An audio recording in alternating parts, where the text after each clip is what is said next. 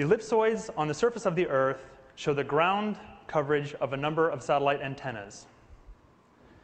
Though the satellites themselves are drawn as simple points, the calculations for predicting the positions of these satellites are fantastically complicated.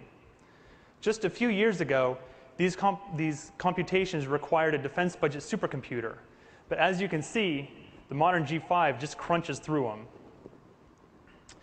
The awesome combination of the PowerPC architecture and Mac OS X technologies such as OpenGL, Cocoa, Darwin, and Java are ideal for high-performance engineering and scientific application software.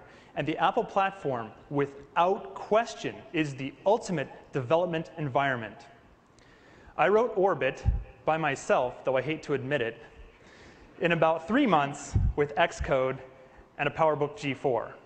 And by the way, if any of you are interested in satellites, there will be a screensaver version of this software called Freefall, available soon from our website and apple.com.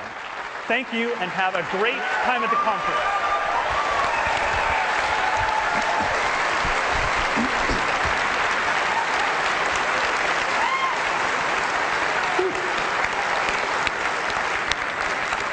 Thank you, Aaron.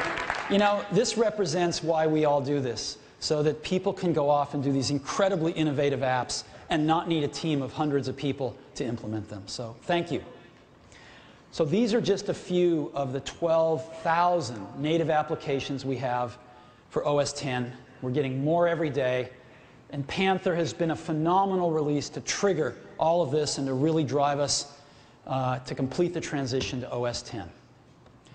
But starting today, our focus is on something else. Our focus is on the next release of Mac OS X, which is called Tiger. Tiger is the 5th major release of OS X, following Cheetah, Puma, Jaguar, and Panther.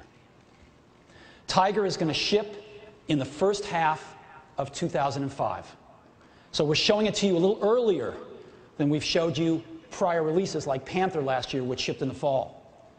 But we want to get it in front of you, and we want to show you what our thinking is, and we want to get you started to incorporate some of the amazing technologies you're going to see here today in your apps.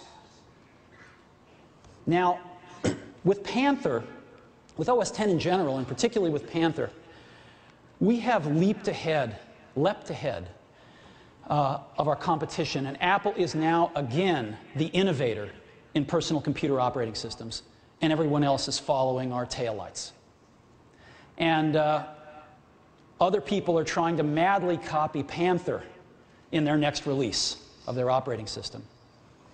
And we're having a bit of fun with that outside in the lobby. You can see some of the posters on your way out. But we think Tiger is going to catapult us even further ahead and drive the copycats a little crazy. Because there are over 150 new features in Tiger. Some of them are just groundbreaking, as you'll see here today. So, Tiger, let's get started. We don't have time to go through 150, but I want to show you about 10 of the new features. First of all, of course, Tiger is OS X. It's Unix-based, and OS X is the #1 Unix in the world by volume, by unit shipments. #1. And in Tiger, the biggest request we got was for 64-bit. And so Tiger is going to deliver on this. In Tiger, you can have 64 bits in any process you want. Any process can be a 64-bit process. We have a 64-bit system library. You can run these 64-bit processes right alongside 32-bit processes. And we have industry standard LP64 support in GCC. So 64-bit processes, if you need to address a lot of memory, whether it's for giant images, animation, scientific calculations, database, you can have 64-bit processes now in any process you want in Tiger. We've also added some other things that people have asked for, some better fine-grained locking for better SMP performance. Access control lists have been a big request. And we've built in Xgrid. And these are a few of the many, many things we've done to keep our Unix one step ahead of the rest of the world and continue to remain the #1 Unix system. But we also have to play in a Windows world. And we are constantly trying to make OS X a better citizen in that world as well. And so we've enhanced Tiger to give much better SMB performance, SMB home directories, authentication with Kerberos and whatever that is. HTML email composition was a big request, and another big request is TextEdit is now going to support Microsoft Word tables, which is a big request. So a lot of things to make us an even better citizen in the Windows world. Now, I'd like to talk about what I think is the most revolutionary feature of Tiger. It is going to be a revolution. And we think we are years ahead of Longhorn. The other guys have been talking about it. We've been doing it. And we're going to show you it today. And that is search. Now, what's all the big deal about searching? Well, you know, we started off in 1984 with this great metaphor of you put things in file folders. And a few years later, we all had a lot of file folders. Now we have a zillion file folders, and you can't find anything.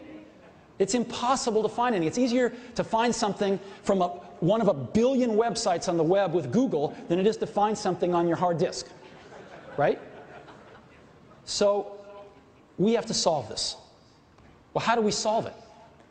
Well, we realized we already had solved it. We already had solved this problem. We solved it in iTunes. You can find a song by its title, by the artist's name, by the album it's on. You can find one song out of thousands or even tens of thousands of songs in a second just by typing it into the search field of iTunes. Boom! Live searching happens in an instant. We already had solved this problem. What we had to do was apply this to the entire system. And that's what we have done.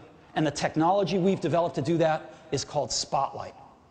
Spotlight search technology. And here's the kinds of things you can do with it. You can ask the question, let's find the keynote presentations from Phil that I opened last week, right? And boom, they'll pop up. Find all my WWDC planning documents.